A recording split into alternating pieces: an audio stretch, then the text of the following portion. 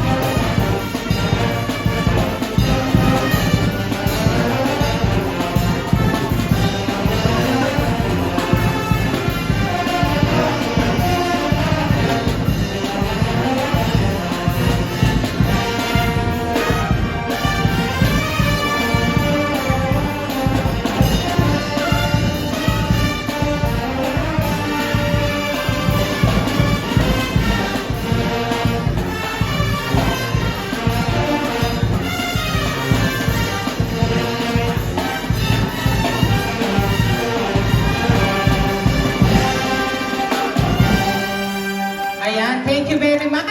Isusunod na natin ang solo performer mula sa Arevalo Band. But before that, we would like to acknowledge Sir Anthony Bulisay.